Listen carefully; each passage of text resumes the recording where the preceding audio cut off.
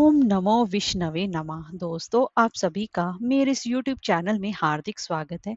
हिंदू धर्म में पूर्णिमा तिथि का सबसे ज्यादा खास महत्व माना जाता है। साल भर में कुल 12 पूर्णिमा पड़ती हैं और हर एक पूर्णिमा का अपना एक अलग ही महत्व है। ऐसे ही ज्येष्ठ मास की पूर्णिमा है। ज्येष्ठ का महीना जो कि हिंदू कैलेंडर के हिसाब से तीसरा माह माना जाता है। मान्यता है कि इस दिन पवित्र नदी में स्नान करने के साथ साथ दान करने से भी शुभ फलों की प्राप्ति होती है और दान करने से पितरों को शांति और मुक्ति भी मिलती है। और इसी के साथ साथ ज्येष्ठ की पूर्णिमा पर महिलाएं इस दिन वट सावित्री का व्रत भी रखती हैं।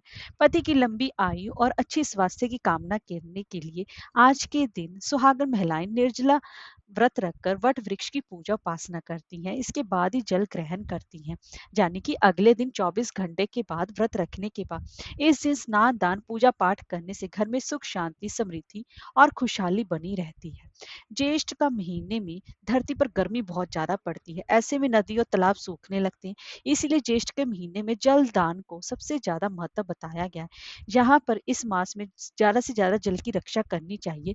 बेफालतू जल का इस्तेमाल नहीं करना चाहिए और ज्यादा से ज्यादा हो सके तो जल का दान करना चाहिए। प्यासों को पानी पिलाना चाहिए, राहगीरों को पानी पिलाना चाहिए। इससे भगवान विष्णु जी की कृपा की प्राप्ति होती है।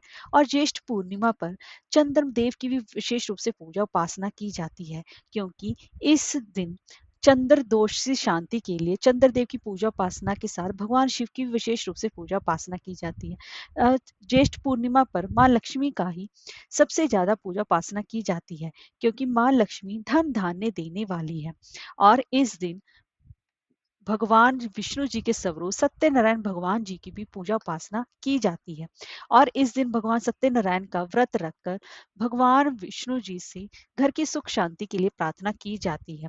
तो दोस्तों, आज हम जानेंगे, अब हम जान लेते हैं कि ज्येष्ठ पूर्णिमा तिथि कब से प्रारंभ हो रही है, पूजन के शुभ मुहूर्त क्या रहेंगे, स्नान दान क्या रहेगा, और इसी के साथ साथ शुभ योग क्या रहेंगे, और ज्येष्ठ पूर्णिमा पर सत्यनारायण भगवान जी का व्रत कब रखा जाएगा। तो चलिए वीडियो शुरू करते हैं। सबसे पहले जान लेते हैं कि ज्येष्ठ पूर्णिमा की तिथि जो कि 21 जून को सुबह 7:31 पर से प्रारंभ हो रही है, जो कि 22 जून को सुबह 6:37 पर समाप्त होगी। तो ऐसे में उदय तिथि के हिसाब से ज्येष्ठ पूर्णिमा जो है वह 21 जून को मनाई जा रही है, क्योंकि वो 7:31 पे प्रारंभ हो रही है। और सा, इसी दिन ही भगवान विष्णु जी के स्वरूप सत्यनारायण भगवान जी का भी व्रत रखा जाएगा। और अब जान लेते हैं कि जो स्नान दान का समय है वह 22 तारीख को, यानी कि शनिवार के दिन स्नान दान किया जाएगा। 21 जून को ही पूर्णिमा व्रत, सत्यनारायण भगवान जी का व्रत और वट सावित्री व्रत 21 जून को किया जाएगा। स्नान दान 22 तारीख को किया जाएगा, क्योंकि स्नान दान का भी हिंदू धर्म में सबसे ज्यादा पूर्णिमा के दिन करने का सबसे ज्यादा महत्व है, खासकर गंगा स्नान करने का।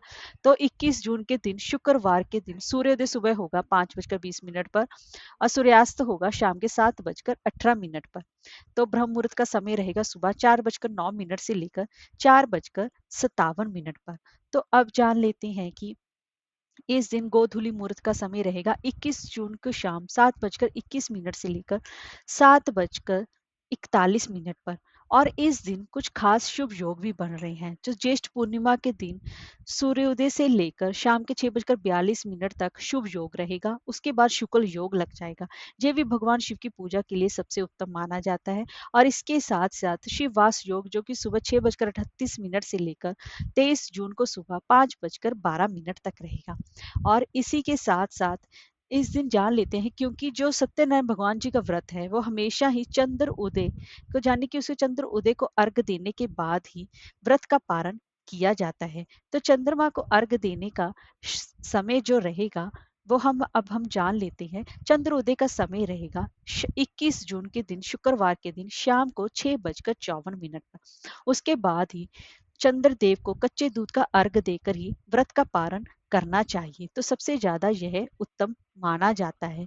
तो अब हम जान लेते हैं कि इस पूर्णिमा पर हमें कौन सा खास महाउपाय करना चाहिए जिससे कि हमें धन की कमी का सामना ना करना पड़े। तो इस ज्येष्ठ पूर्णिमा के दिन माँ लक्ष्मी की पूजन के दौरान माँ लक्ष्मी को 11 कौड़ियाँ अर्पित करनी चाहिए और उन पर कौड़ियों पर हल्दी का तिलक लगाना चाहिए।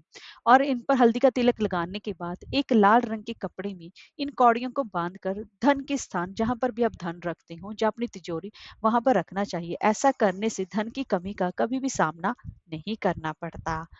हरे कृष्णा, राधे राधे।